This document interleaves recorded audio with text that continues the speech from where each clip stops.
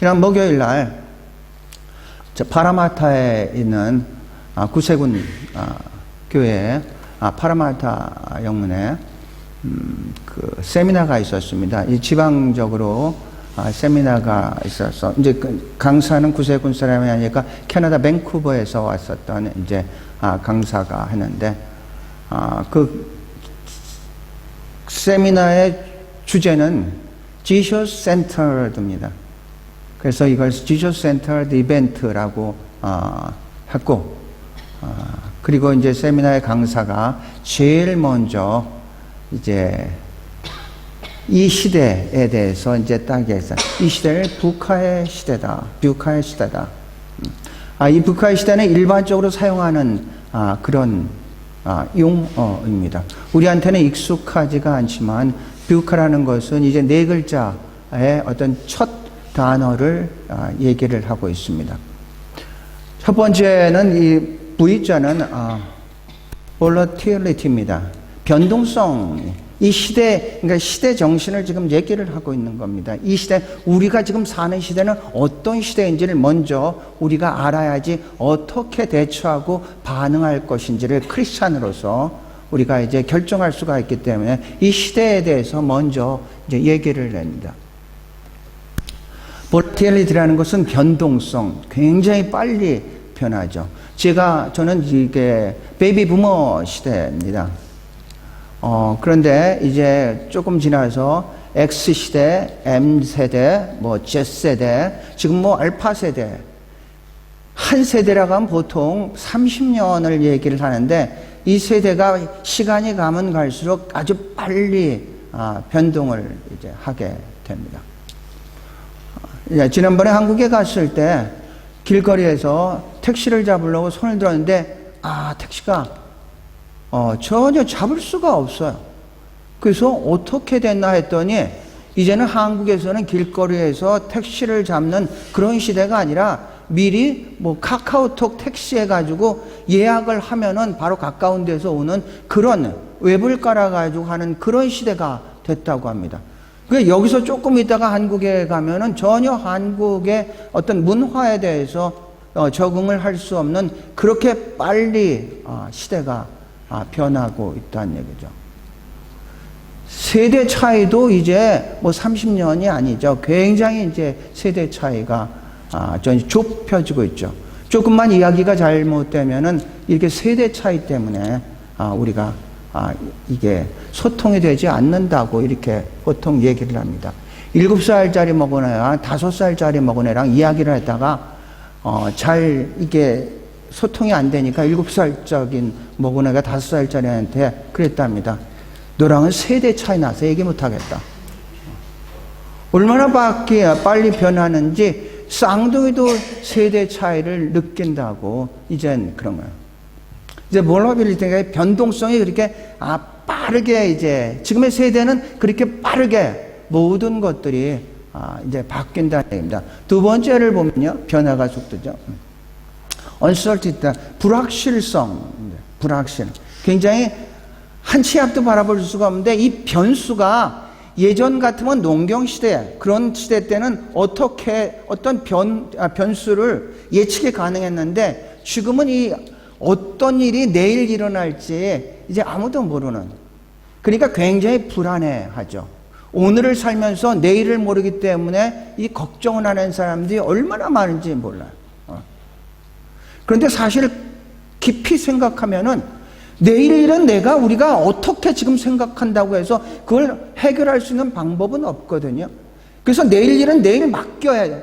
내일 일은 내일 맡겨. 오늘의 걱정은 오늘에 충분해야 되는데 내일 것까지 오늘 거라서 오늘 걱정 플러스 내일 걱정, 과거의 후회까지 합해가지고 오늘 살아가야 되는 그 삶을 올바르게 살지 못하는 그런 경우들이 이제 많이 있다는 얘기죠. 불확실하죠. 세 번째로서는 컴플렉시티입니다. 굉장히 복잡성의 시대입니다. 굉장히 이제 복잡해요. 삶이 단순화되지를 않죠. 지난주 우리 선교사님 집에 이제 이사를 해서 이제 신방을 갔고 그 전주에는 우리 권정도 부교님 집에 이제 신방을 갔습니다. 그런데 야, 이렇게 살아야 되겠구나. 막 그냥 무슨 말씀을 하지 않더라도 이렇게 살아야 되겠구나. 무슨 얘기냐면요.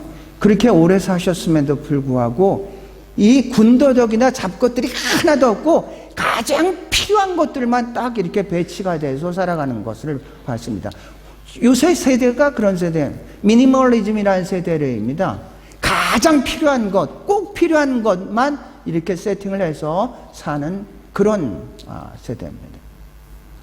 너무 복잡하다 보니까 이게 여러 가지 우리가 어려운 것들이 많은데 그런 것들 모든 것들을 다 이제 치워버리고 가장 필요한 것. 제 경우만 해도 그렇습니다. 제 경우만 해도 제 서재에 한 10년 동안 한 번도 보지 않은 책들이 얼마나 많은지 모릅니다. 두 집을 다니면서 드디어 버릴 때가 됐다. 혹시 여러분이 필요한 책 있으면 저한테만 얘기해보세요. 있으면 바로 드리겠습니다. 전혀. 이게 버려야 될 때가 됐다. 우리 여기에서 목회하시고, 이제 교수였던 분이, 한국에서도 교수였고, 여기서 교수였던, 그러니까 학자니까 얼마나 책이 많았겠습니까? 그런데 이분이, 고스포드로 이사를 하면서 이분 집에 갔었습니다. 하나도. 책이 어디 있는지 잘 모를 정도로 그렇게 다 처분을 하고, 정말로 간단하게 이렇게, 살아가는 것을 보면서, 정말 이렇게 살아야 되겠구나, 앞으로. 이런 교훈을 받습니다. 마지막으로서는 ambiguity입니다. 이게 모호, 선택하기가 모호. 어떤 기준이 분명하면은 선택이 분명할 텐데 기준이 분명하지 않다 보니까 선택하기가 모호한 그런, 이걸 합해서 이제 뷰카라고 얘기를 합니다. 그저께 금요일 날 미팅이 이제 스트라스필드 쪽에서, 버우드에 있었는데 스트라스필드 쪽에서 갔습니다.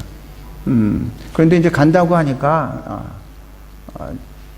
김민여 사관이 그럼 나간 김에 우럴스에 가가지고 거기 소이 밀크를 좀 사오라고 그러더라고요.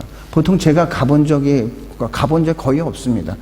그런데 뭐 나간 김에 사라고 하니까 어명이니까 어기면 안 되지 않습니까? 그래가지고, 그래서 이제 소이 밀크, 그럼 소이 밀크, 왜 사오라고 했냐면, 우리 전도사님이 중요한 인포메이션을 줬어요. 전도사님이 4불짜리인데 1불 깎아서 3불로 요새 세일한다고. 그 인포메이션을 줘가지고, 그래, 가봐야겠다. 그래서 이제, 딱 갔는데, 이 소이밀크 종류가 얼마나 많던지, 도대체 이게 어느 소이밀크야? 저는 간단하게 생각했죠. 그냥 제 어떤 그 기준대로 가면은 소이밀크 하나 있고, 거기서, 근데 그런 게 아니라, 소이밀크도 이 종류가 엄청 많다. 이제 ambiguity입니다. 이제 모호하고 막 너무 이게 어려운 것 같아요. 우리가 이런 시대에 이제 살고 있는데, 그러면 크리스찬으로서 우리는 어떻게 살아가냐? 우리는 계속해서 앞으로 이런 시대에 살아갈 겁니다. 그러니까 뷰카라는 것은 어떤 지금의 현상을 얘기하지만, 우리는 좀 더 크게 생각하면 포스트 모더니즘의 사회를 살고 있습니다. 포스트 모더니즘이라는 것은 모더니즘을 지났다는 얘기입니다. 모더니즘을 지났다. 그럼 모더니즘은 어떤 것이냐? 어떤 지금까지의 인류의 역사를 어떤 이 모더니즘이라는 단어를 중심으로 해서 세 가지로 나눌 수 있습니다. 프리모더니즘이 있고, 모더니즘이 있고, 포스트 모더니즘이 있습니다. 모더니즘이라는 것은 이렇게입니다. 이성과 과학의 시대, 프리모더니즘이라는 것은 신과 신화의 시대, 포스트 모더니즘이라는 것은 감성과 융합의 시대, 이렇게 이제 보통 크게 정의를 합니다. 포스트 모더니즘의 시대 정신을 얘기를 한다면은 절대란 절대로 없다. 이게 이제 포스트 모더니즘의 가장 한 문장으로 얘기하면 정확하게 정의를 내리는 겁니다. 그 사람들은 저 모든 것들이 상대적이기 때문에 자기 시대 포스트 모더니즘이라는 그 시대 정신을 규명하는 것조차도 그들은 거부를 하고 있는 그런 상태입니다. 그런 큰 틀 속에서 이런 뷰카의 시대를 우리가 지금 살아가고 있습니다. 그렇다면 크리스천들은 어떻게 살아가야 되느냐? 현상들이 다양해질수록 우리가 앞으로 살아갈 때 그랬죠. 현상들이 다양해질수록 우리는 본질에 출시해야 됩니다. 그 현상에 초점을 맞춘다면 계속해서 변하기 때문에 우리의 삶도 계속해서 힘들어지는데 그럴수록 우리는 본질에 초점을 맞춰야 됩니다. 그러면 그리스도인의 본질은 뭐냐? 본질은 예수입니다. 기독이라는 게 그리스도입니다. 그게 본질, 예수입니다. 본질은 예수입니다. 이럴수록 더욱더 우리는 예수의 초점을 맞춰야 될 줄로 믿습니다.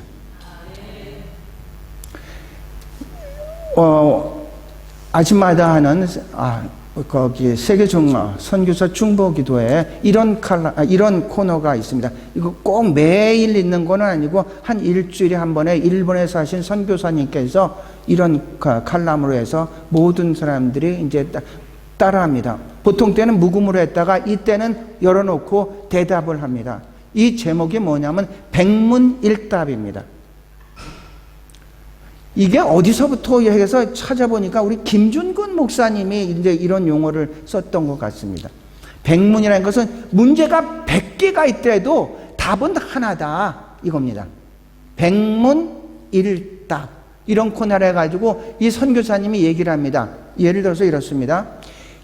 우리 인생의 주인이 누굽니까? 물어보면은 거기에서 나머지 분들이 예수 그리스도.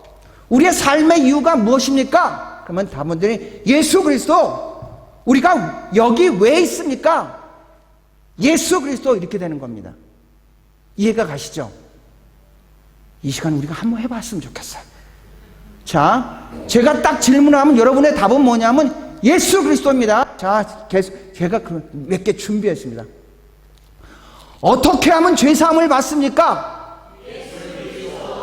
제가 이거 언제까지 하냐면 제 마음에 여러분의 목소리가 마음에 들을 때까지 할 거니까 알아서 크게 하든지 작게 하든지 여러분 자유입니다.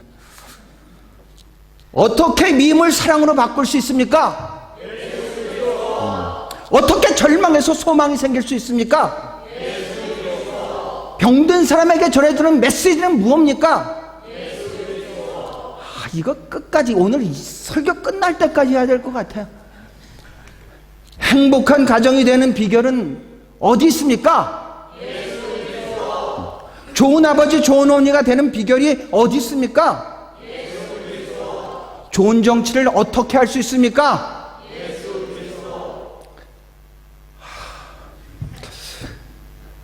정치가들이 알아야 될 분은 누굽니까? 부자들이 들어야 할 메시지는 뭡니까? 그래요. 예수 그리스도입니다. 우리는 더욱더 이런 복잡한 시대에 뷰카의 시대에 포스트 모더니즘 시대에 모든 것들이 상대하고 변질되는 이런 시대에 더욱더 본질인 예수 그리스도에게 초점을 맞춰야 될 줄로 믿습니다. 그래서 여러분과 오늘 은혜 나눌 것은 세 가지에 대해서 말씀하겠습니다. 첫 번째로 우리가 봐야 되는 것은요, 예수로 구원받고요. 두 번째로는요, 예수를 본받고요. 세 번째는 예수를 전파하자. 예수로 구원받자. 그러니까 예수로 본받자. 예수를 전파하자. 이 세 가지를 하나씩 같이 나볼까 합니다. 같이 제가 1번을 읽으면 여러분이 본문을 읽어주시기 바랍니다. 예수로 구원받자. 사람 중에 구원을 받을 만한 다른 이름을 우리에게 주신 일이 없음입니다. 인간은 죄인인데 이 죄의 문제를 해결하실 분은 죄 없으신 예수 그리스도께서 우리의 죄를 대속해서 십자가에 못 박혀 돌아가심으로써 누구든지 그 십자가의 사건을 믿는 자들은 죄의 용서함을 받고 구원의 역사가 있는 줄로 믿습니다. 그 어떤 것도 어떤 사람도 다른 이름을 준 적이 없다고 했죠. 오직 예수 그리스도를 통해서 구원의 역사가 있다는 얘기입니다. 타종교와 기독교를 이렇게 이제 같이 생각할 때 세 가지의 입장을 취합니다. 첫 번째는 다원주의를 취합니다. 다원주의는 뭐냐면은 진리는 하나인데 구원은 하나인데 그 여러 가지 길은 여럿이다 이런 겁니다. 이런 겁니다. 여기서 우리가 멜번을 가는데 멜번 가는 방법은 여러 가지 있어요. 비행기를 타고 갈 수 있고 해안도로를 탈 수 있고 캔버라 쪽으로 갈 수 있고 여러 가지 방길이 있는데 하지만 도착은 멜번에 마찬가지니까 모든 종교들이 자기 나름대로의 진리를 추구하니까 그렇게 다 우리가 서로가 종교 통합으로서 인정을 해 주자. 이게 이제 다원 주의입니다. 두 번째는 포용주의입니다. 기독교가 진리고 기독교가 확실한 것은 맞는데 그럼에도 불구하고 다른 사람들 어떻게 예수를 복음을 듣지 못하는 사람들도 있을 것이고 어떤 문제로서 그렇게 예수를 믿지 못하는 사람들도 있는데 그 사람들까지 다 포용을 할 수 있는 그런 주의를 포용주의라고 합니다. 세 번째로는 베타주의입니다. 오직 예수 그리스도만이 길이요 진리요 생명인 까닭에 예수로 인하지 않고는 아무도 하나님께 갈 수 없고 하나님의 나라에 갈 수 없고 구원을 받을 수 없다 합니다. 용어상으로는 베타주의가 굉장히 좀 나쁘죠. 왜 이 다민족, 다문화, 다종교 시대에 살면서 왜 다른 사람들은 다 인정 안 해줘야 하고 왜 우리만 그렇게 이 베타적으로 살아가야 되느냐에 대해서 우리가 가끔 정말로 저 사람들도 착한 일 많이 하고 나름대로 헌신도 많이 하고 많이 하는데 저 사람들도 구원 받아야 되는 거 아니야? 이렇게 생각할 때가 있죠. 저도 그렇게 생각할 때가 많아요. 그런데 성경이 그렇게 얘기하지 않습니다. 우리의 모든 것의 기준이 성경인데 성경이 그렇게 얘기를 하지는 않는다는 얘기입니다. 그래서 우리 용어 자체는 베타주의라는 게 조금 부정적이긴 하지만 우리는 그 길을 택할 수밖에는 없다는 얘기입니다. 오직 예수, 그분을 통해서만이 우리가 구원을 받을 수 있는 줄로 믿습니다. 두 번째로는요, 이게 아니죠. 이게 우리 오직 예수니까 이게 어떠세요? 여기에 보면요, 이런 게 있어요. 우리가 할 때 돈으로도 못 가요. 하나님 나라. 힘으로도 못 가요. 하나님 나라. 거듭나야 가는 나라. 하나님. 여러분 어렸을 때 그걸 많이 읽으셨죠? 많이 찬양했죠? 그 찬양했죠? 그 어렸을 때가 그립지 않습니까? 그때 그 기분으로서 돈으로도 못 가요. 하나님 나라. 힘으로도 못 가요. 하나님 나라. 거듭나야 가는 나라. 하나님 나라. 그 기분을 살려가지고 우리 찬양 한번 할까요? 자, 한번 잘 아시는 분은 크게 부르시게 하자. 자, 저를 기대하지 마세요. 저는 많이 틀려요. 돈으로도 못 가요. 하나님 나라. 힘으로도 못 가요.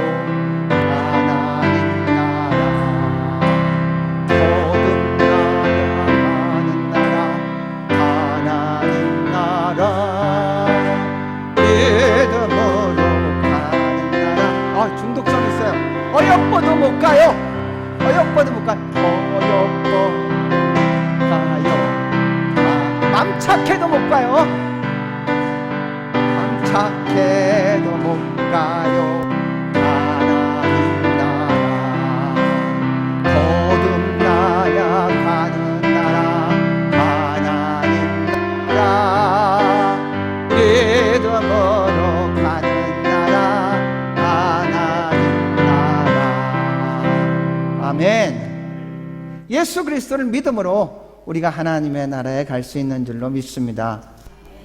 두 번째로는 예수를 본받자입니다. 예수를 본받자. 같이 읽겠습니까? 시작. 그러므로 하나님을 본받는 자가 되고 그리스도가 너희를 사랑하신 것 같이 너희도 서로 사랑 가운데 행하라. 그러니까 우리가 누군가를 사랑하고 누군가를 용서하는 것은 뭐냐면 사랑받을 수 없는 우리를 사랑하신 그 사랑으로 용서받을 수 없는 그 용서로 우리가 용서를 하는 것이지 내가 하는 게 아니라는 얘기입니다. 거기 말씀을 증거하다 보니까 재밌는 것들을 이렇게 발견을 했습니다. 오늘 여러분에게 카톡을 중계했는데요. 마태복음 20장입니다. 20장의 그 말씀이 인자가 온 것은 섬김을 받으려 함이 아니요 또 도리어 섬기려 하고 자기 목숨을 많은 사람의 대속물로 주려 함이라. 예수님께서 말씀을 할 때는 그 말씀의 상황과 배경이 다 있습니다. 그래서 우리 말씀을 읽을 때는 앞뒤로 전후 좌우로 그것을 갖다가 파악을 하고 그 말씀을 해석해야지 그 말씀 있는 그대로만 이해해서는 안 된다는 얘기입니다. 인자가 온 것은 섬김을 받으려 온 것이 섬기려 온 것이 아니다. 오히려 자기의 목숨을 대속으로 주기 위해서 왔다. 이 말씀의 배우는 이렇습니다. 20장에 보면은 세베대의 아내입니다. 두 아들이 있었죠. 누구죠? 세베대 아들의 두 아들은 예수님의 제자 중에 요한과 야고보입니다. 그때부터 치맛바람이 있었던 것 같습니다. 다 컸는데 보통 치맛바람은 이게 그 어린아이들을 중심으로 하는데 이 다 커서 예수님의 제자 된 요한과 야고보의 엄마가 예수님한테 가서 절을 하면서 요청을 합니다. 하나님의 나라가 오면은 하나들은 우편에 앉아주고 하나들은 왼편에 앉아주시기 바랍니다.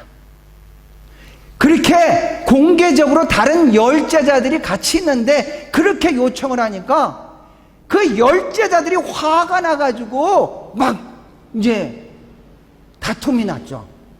그때 예수 그리스도께서 하신 말씀입니다. 으뜸이 되고자 하느냐? 저는 종이 돼야 된다. 높아지고자 하느냐? 낮아져야 된다.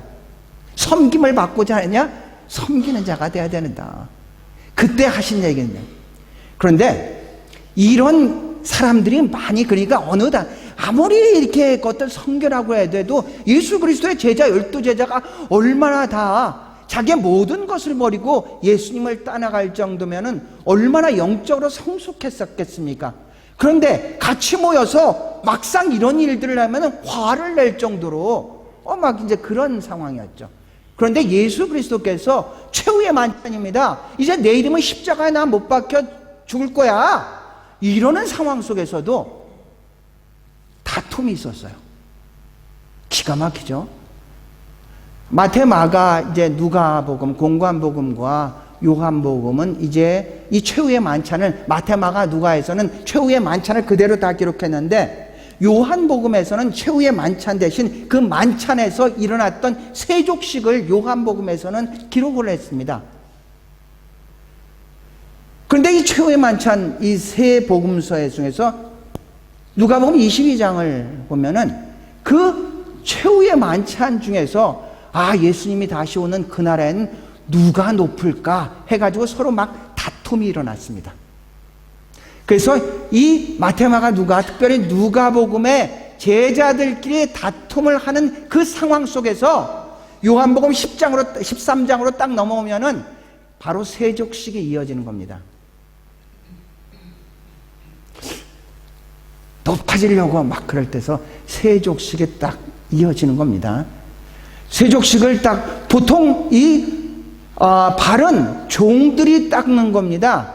그런데 예수님께서 겉옷을 벗고 수건을 두르고 제자들의 발을 씻기 시작했습니다. 베드로 같은 사람은 그것은 절대로 안 됩니다. 그러니까 예수님이 네가 만약에 내가 너의 발을 씻지 못하면 너랑 나랑 아무 관계도 없다. 그러니까 발뿐만 아니라 전체를 씻어 주십시오. 그랬더니 목욕한 자는 전체를 필요 없고 그냥 발만 씻으면 된다. 이런 식으로 얘기를 했습니다. 그래서 다 씻고 나서 말씀을 합니다. 너희들은 나를 선생이라고 한다. 랍비라고 한다. 맞아. 내가 선생이고 주고 랍비는 맞는데 랍비 내가 선생인 내가 너희의 발을 씻는 것처럼 너희들도 서로 그렇게 씻어야 되지 않겠냐. 그러시면서 13절 15절에 이렇게 말씀합니다. 내가 너에게 행한 것 같이 너희도 행하게 하려 하여 본을 보였느니라. 다 높아지려고 할 때 낮아져가지고 본을 보여줘. 예수로 구원을 받고 예수를 본받는 자 될 수 있기를 주의 이름으로 축원합니다. 세 번째로 가볼까요? 예수를 전파하자. 이게 오늘의 이제 본문이다. 같이 읽어보시겠습니다. 시작. 그러나 너희는 택하신 족속이요 왕같은 제사장들이요 거룩한 나라요 그의 소유가 된 백성이니 이는 너희를 어두운 데서 불러내어 그의 기이한 빛에 들어가게 하신 이에 아름다운 덕을 선포하게 하려 하심이라. 우리가 이것은 좀 잘 알고 있는 귀절이죠. 여러분한테 가끔 이제 그런 말씀을 했습니다. 누가 그리스도인입니까? 이런 질문을 하면서 로마서 8장 9절에 누구든지 그리스도의 영이 없으면은 그리스도인이 아니다. 이렇게 말씀을 이제 드렸습니다. 그런데 지난주에 우리가 묵상하는 가운데서 우리가 성경을 읽는데 베드로 이제 이 전서를 딱 읽다가 보니까 그런 생각이 딱 들었습니다. 이 구절입니다. 정말로 누가 그리스도인인가? 물론 그리스도의 영이 없는 사람 그리스도인 아닙니다. 그런데 이 구절을 보면서 그리스도인은 누구인가에 대해 정의를 또 하나 더 내릴 수가 있었습니다. 그리스도인은 누구냐? 그리스도 안에서 자기의 정체성과 사명을 발견한 사람이다. 정체성이라는 것은 그겁니다. Who am I? 나는 누구야? 이것을 어디서 발견합니까? 그리스도 안에서 발견하고 나는 택하신 족속이요 왕같은 제사장이요 거룩한 나라 그의 소유된 백성이야. 이 자기 정체성을 발견하고 이 정체성을 가진 사람들이 사명입니다. 무엇을 하면서 이 땅에 살아가는 것이 하나님이 보기에 가장 기뻐하고 합당한 일인가? 누가 그리스도인인가? 그리스도 안에서 내가 누군가 자기의 정체성을 발견하고 그 정체성에 맞는 사명을 가지고 살아가는 것이 그리스도인인 줄로 믿습니다.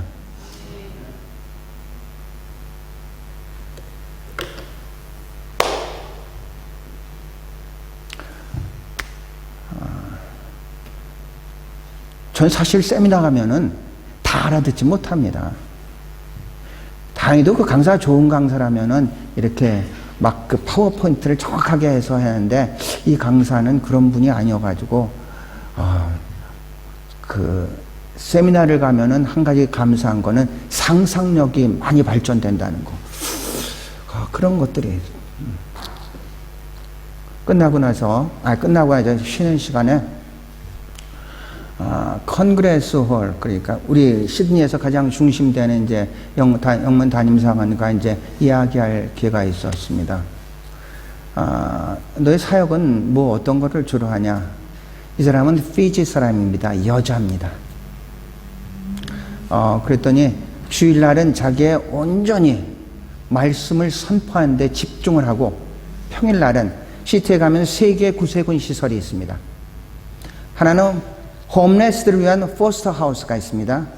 또 하나는 domestic violence, 그러니까 가정폭력, 여성들을 보호하는 사마리탄 하우스가 있고, 또 하나는 중독자들을 치유하는 윌리엄 부트 하우스가 있습니다.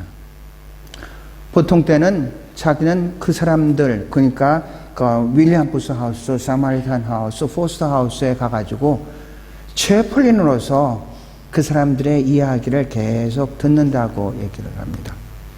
그러니까 이 사람의 사역을 제 나름대로 정의를 하면 이렇습니다. 주일날 말씀을 증거하는 것은 하나님을 대신해서 말씀을 증거하는 선지자적인 사역이고,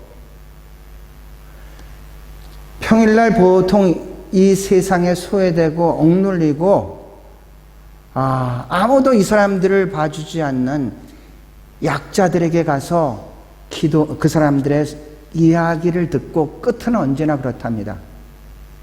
제가 기도해 줄게요. 그 사람이 크리스찬이든 아니든 거부하는 사람들은 거의 없다고 합니다. 자기를 위해서 기도해요. 자, 이 사람이 그 사람을 위해서 기도할 때는 이것은 제사장적인 역할이죠. 하나님을 대신해서 그를 위해서 기도해 주는 것, 하나님을 대신해서 말씀을 선포하는 것은 선지자적인 역할이죠. 그 얘기를 들으면서 그래, 맞다. 저는 마치 이번 설교가 마지막 설교인 것처럼, 처음 하는 것처럼, 그렇게 언제나 말씀을 전하는 데는 최선을 다하고 있는데, 그런데 이게 만나서 어디 가서 그분을 위해서 기도하는 것은 이 말씀을 전하는 것만큼 그렇게 최선을 다하지 않는다는 것을 깨달았습니다. 그래서 그 얘기를 들으면서 그래, 맞아. 내가 누구를 갖고도 어느 집을 신방하든 누구를 만나든지 마지막에 그 사람을 위해서, 그 집을 위해서 기도해 줄 수 있는 그런 사명을 잘 감당해야 되겠다. 여러분, 이게 그 피지 사관만의 이야기입니까? 아니면 저만의 이야기입니까? 아니죠. 우린 택하신 족속이고 왕같은 제사장이고 거룩한 나라고 그의 소유된 백성이 우리의 정체성인 줄로 믿습니다. 바라고 원하는 것은 어디를 가든지 무엇을 하든지 하나님의 예수 그리스도를 전파하는 그런 사람으로 살 수 있기를 축복합니다. 어떻습니까? 예수 그리스도로 구원받습니다. 예수 그리스도 외에는 아무도 다른 길이 없습니다. 예수 그리스도를 닮아가고 예수 그리스도를 본을 보고요.